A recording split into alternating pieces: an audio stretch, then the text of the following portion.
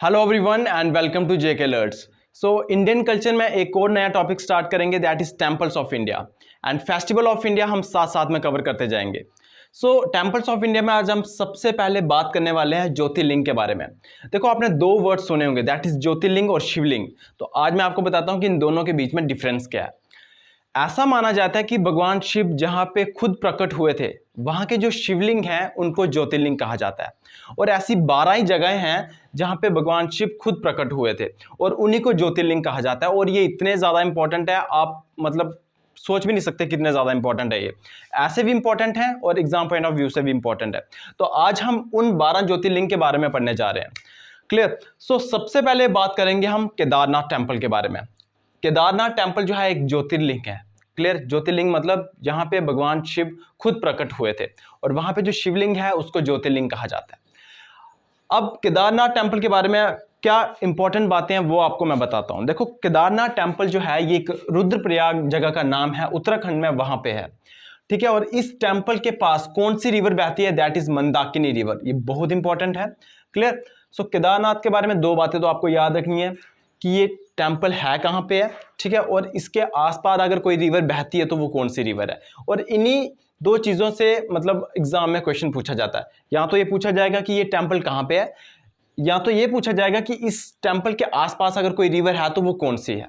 Clear? अब आपने दो वर्ड सुने होंगे अक्सर, छोटा चार धाम और बड़ा चार धाम। मतलब लोग जाते हैं चार धाम की यात्रा करने, ठीक है, बट चार धाम दो तरह के होते हैं, दैट इज छोटा चार धाम और बड़ा चार धाम। देखो, अगर कोई छोटे चार धाम की यात्रा करने जाता है तो वो किसकी यात्रा करने जाता है?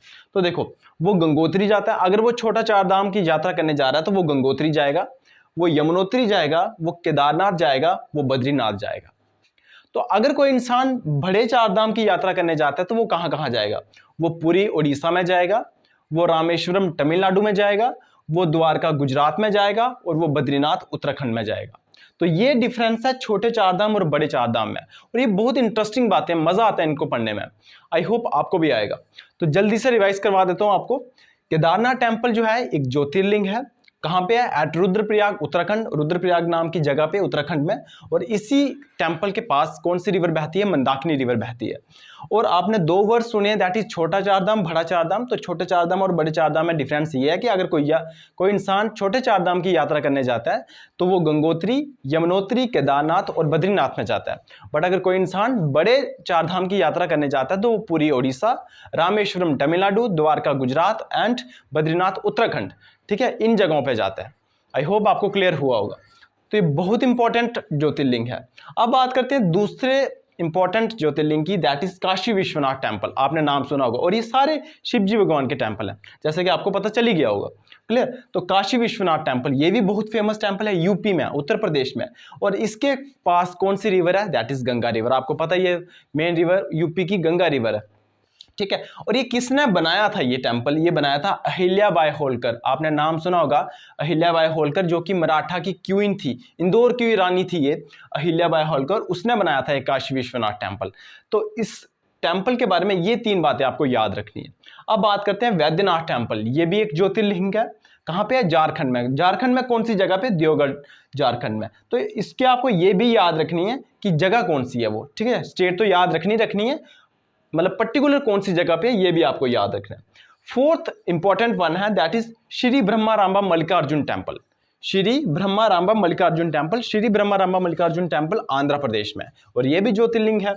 बात करते हैं रामानाथ स्वामी टेम्पल की। ये तो बहुत ज्यादा फेमस है, रामानाथ स्वामी टेम्पल। रामेश्वरम, आपने नाम सुना होगा, तमिलनाडु में रामेश्वरम, वहां पे ये रामानाथ स्वामी टेम्पल। और रामानाथ स्वामी जो टेम्पल है, जैसे कि मैंने आपको कहा रामेश्वरम में है। रामेश्वरम क्यों फेमस है आप लोगों को पता होगा शायद। एक तो इस टेम्पल की वजह से, दूसरा हमारे जो डॉक्टर एपीजे अब्दुल कलाम थे उनका वो बर्थ प्लेस है। साथ में हमारे जो मैथमेटिशियन है रामानुजन, ठीक है, वो भी उनका बर्थ प्लेस है। तो रामेश्वरम इसलिए भी बहुत फेमस है कि एक तो वो दो महान पुरुष जो थे हमारे इंडिया के, उनका बर्थ प्लेस है, और साथ में एक फेमस टेम्पल ज्योतिर्लिंग जो है रामानाथ स्वामी टेम्पल, वो रामेश्वरम तमिलनाडु में। क्लियर? अब बात करते हैं मध्य प्रदेश की। मध्य प्रदेश में दो ज्योतिर्लिंग हैं, ठीक है। और ये इस तरह से भी एग्जाम में पूछा जाएगा कि मध्य प्रदेश में कितने ज्योतिर्लिंग हैं, या महाकालेश्वर टेम्पल जो है वो कहाँ पे है, इस तरह से भी पूछा जाएगा। तो मध्य प्रदेश में दो ज्योतिर्लिंग है दैट इज महाकालेश्वर टेम्पल और ओमकारेश्वर टेम्पल।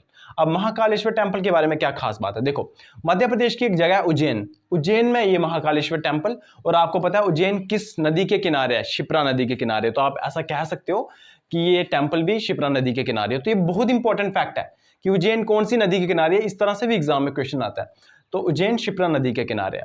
अब इंपॉर्टेंट दूसरा वाला जो है मध्य प्रदेश में वो है ओमकारेश्वर टेम्पल, और ओमकारेश्वर टेम्पल जो है वो नर्मदा नदी के किनारे है। क्लियर, तो क्योंकि आपको पता है कि मध्य प्रदेश में नर्मदा रिवर भी बहती है। क्लियर, अब बात करते हैं महाराष्ट्र की। महाराष्ट्र में 3 फेमस ज्योतिर्लिंग है। देखो अभी तक कितने हो गए, अभी तक 7 हो गए, ये 8, ये 9, ये 10 और पूरे 12 हैं, तो गुजरात में भी 2 हैं, तो वो डिस्कस करते हैं अभी। तो महाराष्ट्र में 3 फेमस ज्योतिर्लिंग है, दैट इज गृष्णेश्वर टेम्पल, ठीक है, त्रिंबकेश्वर टेम्पल और भीमाशंकर टेम्पल। देखो सबसे पहले अगर गृष्णेश्वर टेम्पल की बात करूं तो आपने महाराष्ट्र में एलोरा केव्स का नाम सुना होगा, बहुत फेमस लेक्स हैं एलोरा केव्स। क्लियर, उन्हीं के पास में है ये temple that is Grishneshwar temple, मतलब अबाउट 1 किलोमीटर का डिस्टेंस है इन दोनों के बीच में, गृष्णेश्वर टेम्पल और एलोरा केव्स के बीच में, और ये कहाँ पे, महाराष्ट्र में।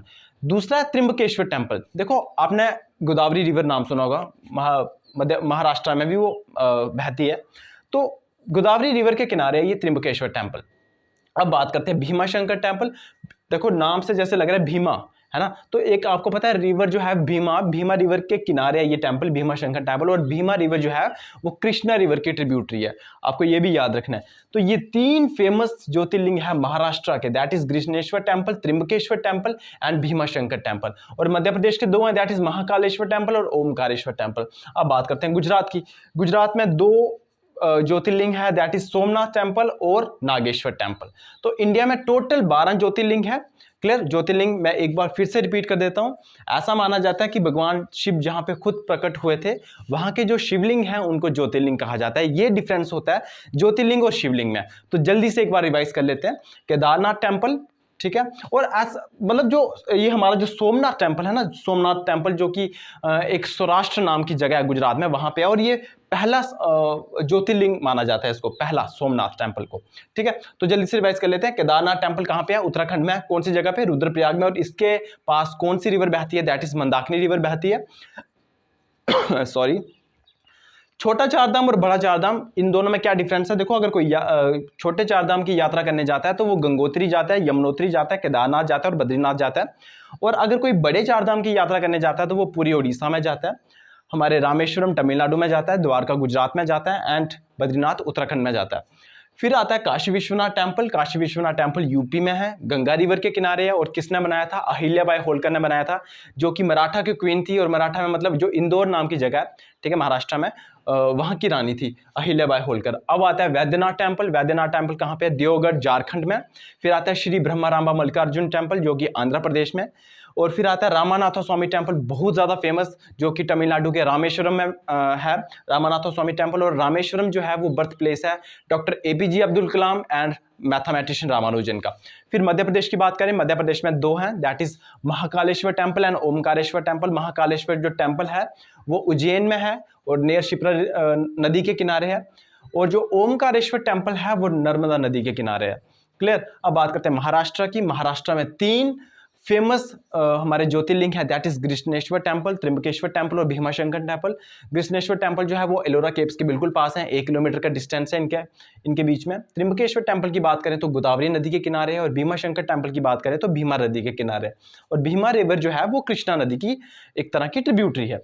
गुजरात में 2 हैं, दैट इज सोमनाथ टेम्पल जिसको पहला ज्योतिर्लिंग कहा जाता है, और गुजरात में दूसरा है नागेश्वर टेम्पल। तो आई होप आपको ज्योतिर्लिंग के बारे में कंसेप्ट क्लियर हुआ होगा और आपको ये सारे के सारे टेम्पल्स याद रखने हैं। अब फिर नेक्स्ट वीडियो में मैं आपको स्टेट वाइज जो फेमस टेम्पल है वो करवाऊंगा। So till then, good bye.